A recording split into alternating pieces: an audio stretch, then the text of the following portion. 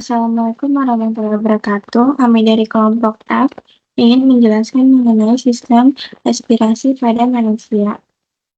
Kelompok kami beranggotakan, yaitu saya sendiri, Agnes Putri Astuti dengan 482, kemudian ada Aldin Zahwan dengan nomor 156, lalu ada Naila Ramsgok Adi Sitinjak dengan 203, dan terakhir itu ada Syadana Arya Wismaya dengan 51009.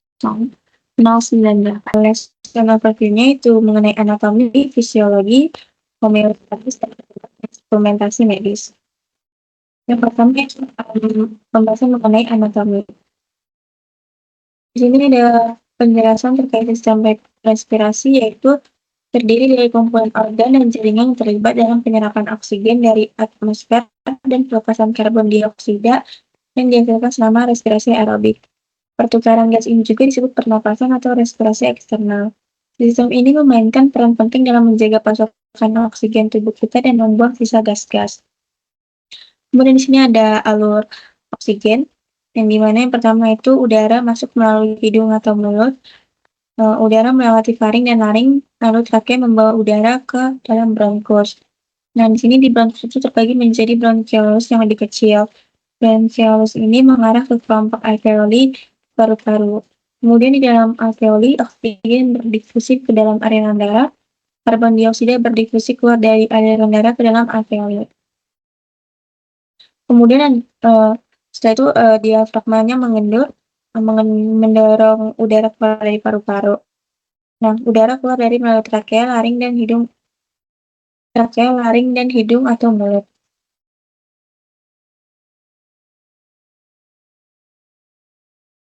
Nah, di sini anatomi yang pertama yaitu hidung dan rongga hidung. Hidung berfungsi sebagai titik masuk utama udara.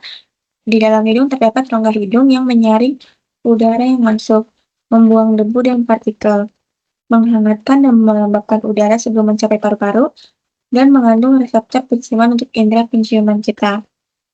Kemudian yang kedua itu ada mulut dan rongga mulut. Nah, ini mulut juga dapat berfungsi sebagai titik masuk alternatif untuk udara. Rongga mulut memainkan peran kecil dalam pernapasan tetapi penting untuk berbicara dan menelan. Jika saluran hidupnya tersumbat, bernapas melalui mulut menjadi penting. Lalu ada faring, tenggorokan, itu menghubungkan rongga hidung dari mulut ke trakea. Faring ini berfungsi sebagai jalur umum untuk udara dan makanan. Di sini ada epiglotis, struktur seperti penutup di faring itu mencegah makanan memasuki trakea saat menelan. Kemudian itu ada laring, itu adalah segmen saluran pernapasan yang kuat dan fleksibel yang menghubungkan faring, bagian belakang hidung dan tenggorokan ke trakea, batang tenggorokan. Laring memungkinkan udara melewatinya sekaligus mencegah makanan dan minuman menghalangi jalan napas. Kemudian di sini ada trakea, itu adalah tabungan berongga lebar yang menghubungkan laring dengan bronkus saluran udara paru-paru yang berfungsi untuk memungkinkan aliran udara ke dan dari paru-paru. Persiapan ini memastikan bahwa udara yang masuk ke paru-paru berada pada suhu dan tingkat kelembapan yang optimal untuk pertukaran gas yang efisien. Dan di sini ada bronkus, yaitu saluran udara utama menuju paru-paru. Saat bernapas, udara masuk ke tubuh melalui mulut atau hidung yang melewati laring dan trakea. Trakea bercabang menjadi bronkus di setiap paru-paru. Bronkus ini dilengkapi dengan struktur kecil seperti rambut yang disebut silia. Silia membantu mengeluarkan lendir dari paru-paru, menjaga bronkus tetap bersih dan sehat. Kemudian itu ada bronchiolus, itu saluran udara kecil yang bercabang dalam paru-paru.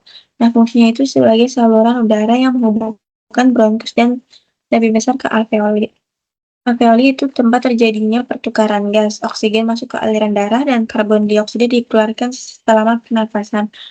Bronchiolus menyalurkan udara ke jaringan difus yang terdiri dari sekitar 300 juta alveoli. Nah, di sini dalam suatu paru-paru itu merupakan organ vital yang berfungsi sebagai tempat pertukaran gas antara udara dan darah dengan struktur khusus seperti pleura, lobus, bronchiolus, dan alveolus.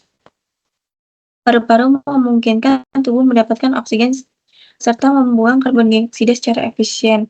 Perbedaan jumlah lobus pada paru-paru dan paru kanan dan kiri menunjukkan adanya penyesuaian terhadap posisi jantung. Di sini saya akan menjelaskan tentang fisiologi dari sistem respirasi atau pernapasan. Saya kelas balik lagi, sistem respirasi atau pernapasan adalah sistem yang berperan penting dalam pertukaran gas antara tubuh kita dengan lingkungan. Fungsinya adalah memasukkan oksigen yang dibutuhkan untuk proses metabolisme sel, serta mengeluarkan karbon dioksida yang merupakan hasil dari sisa metabolisme.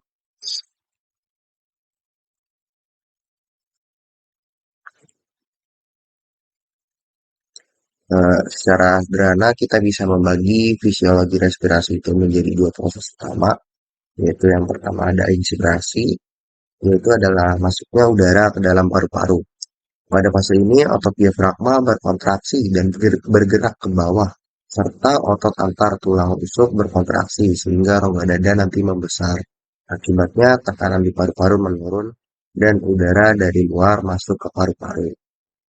Kemudian ada yang namanya ekspirasi, yaitu keluarnya udara dari paru-paru atau saat kita mengembuskan nafas. Di fase ini, diafragma kembali relaksasi dan bergerak ke atas. Otot antar tulang rusuk melemah sehingga rongga dada mengecil. Akibatnya tekanan di paru-paru meningkat sehingga udara keluar. Jadi prinsip utamanya itu adalah perbedaan tekanan. Udara selalu mengalir dari tekanan tinggi ke tekanan rendah. Dengan mekanisme ini, pertukaran oksigen dan karbon dioksida bisa terjadi di paru-paru.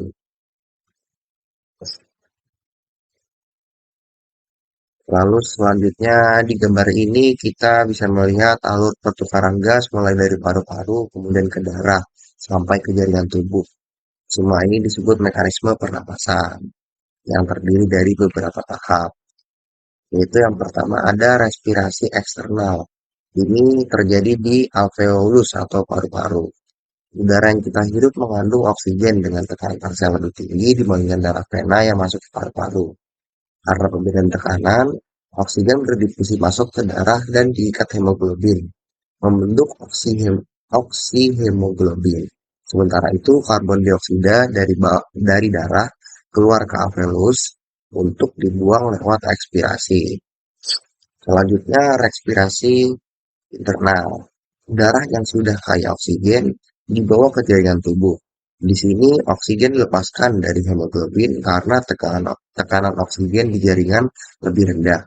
Sebaliknya, karbon dioksida dari sel-sel tubuh masuk ke darah untuk dibawa kembali ke paru-paru. Kemudian yang ketiga ada respirasi seluler. Pertukaran ini terjadi di dalam mitokondria. Oksigen digunakan untuk proses metabolisme menghasilkan energi berupa ATP, sedangkan sisa proses ini adalah karbon dioksida dan air yang nantinya akan dikeluarkan kembali lewat paru-paru.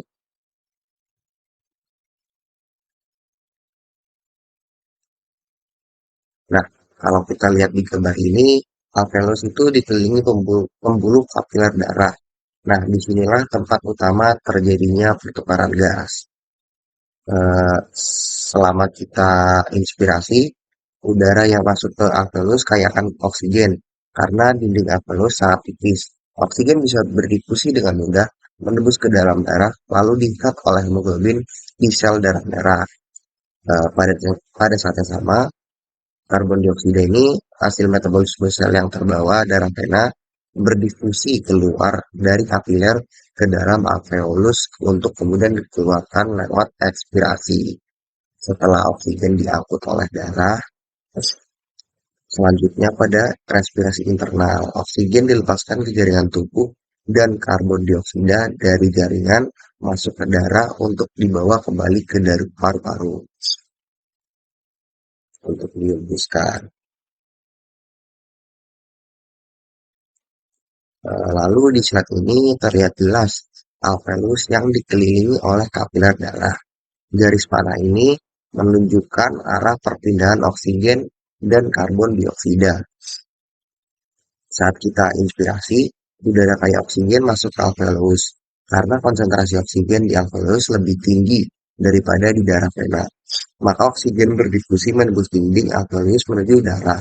Di sisi lain, karbon dioksida dari darah yang tekanannya lebih tinggi akan berdifusi ke alveolus untuk dikeluarkan lewat ekspirasi. Kemudian setelah darah kaya oksigen sampai ke jaringan tubuh, oksigen dilepaskan dari hemoglobin karena tekanannya lebih rendah di sel tubuh. Sebaliknya, karbon dioksida hasil metabolisme sel akan masuk ke dalam darah untuk dibawa kembali ke paru-paru. Baik, selanjutnya akan dilanjutkan oleh teman saya. Oke, melanjutkan penjelasan dari yang sebelumnya, materi selanjutnya itu ada volume udara dalam pernafasan. Jadi di sebelah kanan atas itu sudah ada grafik yang menunjukkan dari cadangan yang bisa untuk dilakukan inspirasi ataupun ekspirasi. Untuk inspirasi tersebut itu artinya menghirup udara, untuk ekspirasi itu melepaskan udara atau menghembuskan nafas. Untuk volume cadangan inspirasi itu sekitar 1.500 ml. Yang kedua itu volume tidal atau volume yang bisa dihirup setelah dari normal itu ada tambahan 500 ml. Untuk volume cadangan dari ekspirasi ada 1.500 ml. Untuk volume cadangan ekspirasi ini itu berarti seperti volume yang bisa dikeluarkan lebih lanjut setelah melakukan ekspirasi normal. Nah, untuk volume residu atau sisa itu ada 1.000 ml. Untuk kapasitas vital paru-paru itu dijumlahkan dari volume tidal ditambah dengan komplementer ditambahkan dengan suplementer dengan total 3.500 ml. Dan jumlah kapasitas totalnya itu jadi volume tidal ditambah dengan residu yang berarti totalnya itu 4.500 ml. Untuk selanjutnya yaitu ada homeostasis pada sistem respirasi. Jadi konsep homeostasis itu jadi homeostasis itu proses dinamis yang diatur oleh diri sendiri gitu atau suatu organisme untuk mempertahankan lingkungan internalnya stabil seperti suhu, pH. Jadi meskipun perubahan lingkungan eksternal atau internal yang memungkinkan kelangsungan hidup. Jadi perbandingannya yaitu dengan yang satu lagi itu ada adaptasi yang namanya perbedaannya. Kalau adaptasi itu kita menyesuaikan dengan lingkungan, sementara kalau homeostasis itu kita tetap mempertahankan kondisi stabil saat ini walaupun lingkungan eksternalnya atau internalnya itu berubah. Nah, selanjutnya untuk sistem respirasi, homeostasis dalam pernapasan itu mekanisme tubuh dalam menjaga keseimbangan kadar oksigen atau O2 dan karbon dioksida atau CO2 dalam darah melalui pengaturan frekuensi dan kedalaman nafas oleh otak atau medula oblongata sehingga pH darah tetap stabil untuk mendukung fungsi sel dan organ. Lalu selanjutnya itu ada pengendalian homeostatik pernapasan. Dalam kondisi istirahat normal atau tidak melakukan olahraga berat, itu tubuh mempertahankan laju dan kedalaman pernafasannya yang tenang disebut eupnea. Eupnea dipertahankan hingga ketahanan tubuh akan oksigen dan produksi karbon dioksida meningkat akibat aktivitas yang lebih berat. Jadi kemoreseptor otonom dalam tubuh tuh memantau tekanan parsial oksigen dan karbon dioksida dalam darah dan mengirimkan sinyal ke pusat pernapasan di batang otak. Pusat pernapasan kemudian menyesuaikan laju dan kedalaman pernapasan untuk mengembalikan tekanan parsial gas dalam darah dan tingkat normal. Sini akan melanjutkan presentasi dari kami, yaitu instrumen untuk sistem pernapasan. Instrumen dari sistem pernapasan itu harus dilakukan dengan pengelolaan medis. Terdapat 3 dari pengelolaan medis itu, yaitu diagnosis. Diagnosis tersebut adalah proses identifikasi penyakit atau kondisi medis berdasarkan gejala, tanda klinis, tes laboratorium, dan pemeriksaan lainnya. Diagnosis merupakan tahap awal untuk menentukan kondisi yang dialami pasien tersebut. Yang kedua yaitu terapi. Terapi itu adalah proses perawatan atau pengobatan yang bertujuan untuk menyembuhkan atau mengurangi gejala penyakit. Terapi ini bisa berupa obat-obatan, operasi, terapi fisik seperti jalan santai di bebatuan, psikoterapi atau bentuk perawatan lainnya. Yang ketiga yaitu rehabilitasi, yaitu proses pemulihan atau pengembalian fungsi yang terganggu akibat penyakit atau cedera. Rehabilitasi ini bertujuan untuk memaksimalkan kemampuan pasien agar dapat kembali menjalankan aktivitas sehari-hari dengan optimal. Ini bisa meliputi terapi fisik, terapi okupasi, dan konseling psikologis pada pasiennya. Yang selanjutnya itu diagnosis instrumen. Instrumen-instrumen yang dipakai dalam diagnosis. Yang pertama yaitu stetoskop. Stetoskop adalah alat medis yang digunakan untuk mendengar suara organ dalam rongga dada seperti jantung dan paru-paru pada pasien. Jika Anda diduga terkena pneumonia, dokter bisa mendengar apakah paru-paru Anda mengeluarkan suara berderak atau bergumuh saat menarik napas dan menghitung detak jantung Anda cepat atau lambat begitu. Diagnosis instrumen yang kedua yaitu spirometer. Contohnya seperti yang di kanan. Spirometer adalah alat yang digunakan untuk mengukur volume udara yang dihirup dan dihembuskan oleh paru-paru. Prinsip kerja spirometer ini disasarkan pada pengukuran pergerakan udara selama proses respirasi. Jadi di saat menarik napas dan membuang napas.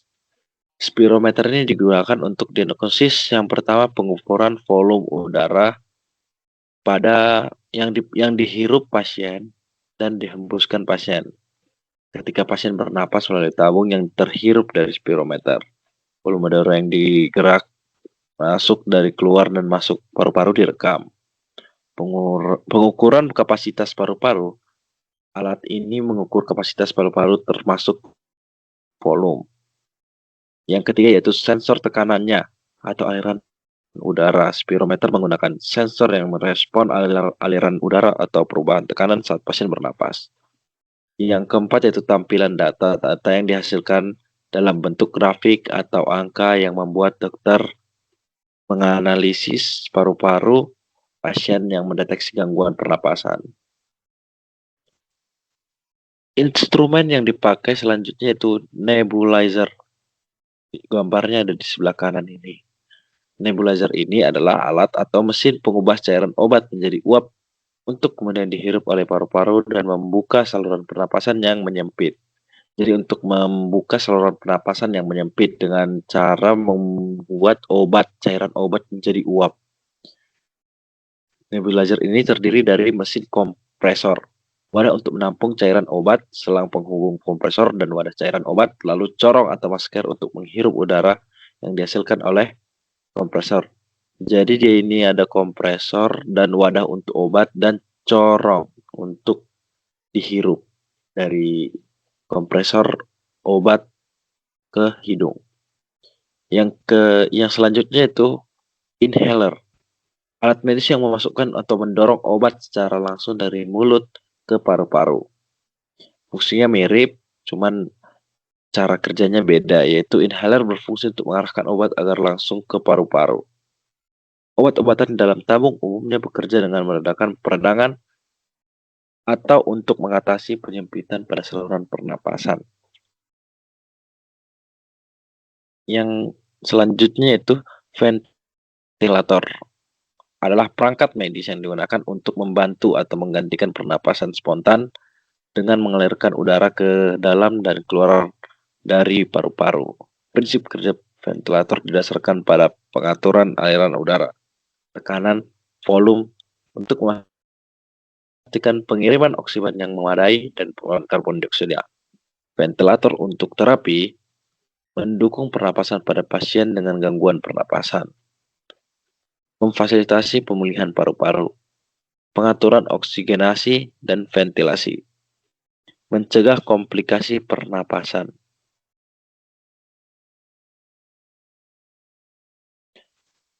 Instrumen terapi yang selanjutnya yaitu prinsip kerja dari ventilator itu pengaturan aliran udara dan tekanan. Ventilator bekerja dengan menghasilkan tekanan positif untuk mendorong udara atau campuran oksigen dan udara ke dalam paru-paru. Setelah itu, udara dibiarkan keluar dari paru-paru secara pasif dan aktif. Ventilator dapat mengontrol jumlah tekanan atau volume udara yang diberikan. Yang ketiga yaitu mode ventilasi. Ventilator sesuai dengan namanya yaitu ventilasi. Mode ventilasi. Terdapat beberapa mode ventilasi yang mengatur bagaimana cara udara disalurkan ke pasien. Pemantauan atau umpan balik dilengkapi dengan sensor yang terus memantau status pernapasan pasien. termasuk tekanan volume dan tingkat oksigen. Yang keempat yaitu sistem alarm. Jika terjadi masalah seperti saluran pernapasan tersumbat, disoneksi, atau usaha pernapasan yang tidak memadai, ventilator akan mengeluarkan alarm untuk memberi tahu petugas medis. Rehabilitasi instrumen. Instrumen yang dipakai dalam rehabilitasi yaitu air purifier. Bisa ditemukan di penjualan elektronik di toko. Air purifier ini dipakai untuk perangkat yang berfungsi untuk membersihkan udara dari partikel-partikel berbahaya seperti debu, alergen, bakteri, virus, polutan, dan senyawa kimia lainnya. Dalam konteks ini, rehabilitasi memainkan peran penting dalam menciptakan lingkungan yang sehat dari udara yang dihirup pasien. Air purifier ini mengurangi resiko infeksi dalam lingkungan, lebih membantu mengurangi infeksi akibat partikel udara yang terkontaminasi bakteri atau virus, sangat penting bagi pasien pasca operasi atau dengan kondisi pernapasan yang kronis. Yang kedua yaitu untuk meningkatkan kualitas udara untuk pasien pernapasan dengan masalah paru-paru atau alergi, perlukan udara yang bebas dari alergen, debu, dan polutan. Yang ketiga itu mendukung lingkungan yang steril. Air purifier ini membantu menjaga sterilisasi ruangan rehabilitasi dengan memberikan udara dari kontaminasi mikroba, mendukung pemulihan pasien yang memerlukan lingkungan udara yang bersih agar pasien dapat cepat sembuh dan sistem imun yang lemah. Prinsip kerja air purifier ini awal yang menangkap partikel besar seperti debu, serat, dan rambut agar tidak masuk ke dalam komponen filter yang lebih halus. Yang kedua yaitu filter HEPA. Sebagai filter utama menangkap partikel halus seperti bakteri, virus, alergen, dan polutan mikroskopik hingga ukuran 0,3 mikron. Dengan efisiensi hingga 99,97%, filter HEPA sangat penting dalam aplikasi medis karena mampu membersihkan udara dari partikel berbahaya yang dapat mengganggu proses pemulihan pasien. Yang ketiga itu digunakannya filter karbon aktif untuk menyerap gas berbahaya, bau, senyawa organik, volatik yang mungkin ada di udara. Mengurangi risiko kontaminasi kimiawi yang memperlambat pasien untuk memperburuk sistem pernapasan mereka. Yang keempat yaitu teknologi UVC, ultraviolet C, digunakan untuk membunuh dan mengaktifkan mikroorganisme seperti bakteri, virus, jamur yang lolos dari filter HEPA tersebut. Radiasi UV ini bekerja untuk menusuk DNA mikroorganisme sehingga mereka tidak bisa berkembang biak. Jadi yang pertama filter awal yang lebih kasar dalam air purifier tersebut. Yang kedua itu disaring lagi pakai filter HEPA untuk memfilter partikel-partikel yang lebih kecil lagi seperti bakteri, virus, alergen. Terus yang ketiga yaitu filter karbon aktif untuk menyerap gas berbahaya. Setelah HEPA yaitu filter karbon aktif. Terus yang keempat yaitu digunakannya teknologi UVC untuk membunuh atau mengaktifkan mikroorganisme seperti bakteri, virus, dan jamur. Yang kelima yaitu ionizer. Untuk melepaskan ion negatif ke udara yang mengikat partikel polutan kecil agar lebih mudah disaring oleh filter atau jatuh ke permukaan, menjadikannya lebih efektif dalam membersihkan udara. Keenam yaitu beberapa air purifier dilengkapi dengan kontrol kelembapan untuk menjaga kelembapan udara yang optimal. 7 yaitu udara yang telah melewati berbagai penyaring kemudian dikeluarkan dari air purifier sebagai udara yang lebih higienis untuk membantu proses rehabilitasi. Ionizer ini mengeluarkan ion-ion negatif untuk menangkap atau mengikat partikel-partikel polutan kecil agar lebih mudah disaring oleh filter yang dapat jatuh ke permukaan. Jadi tidak langsung dihirup oleh pasien agar pasiennya tidak terganggu dalam proses pemulihan. Sekian dari presentasi kami. Terima kasih.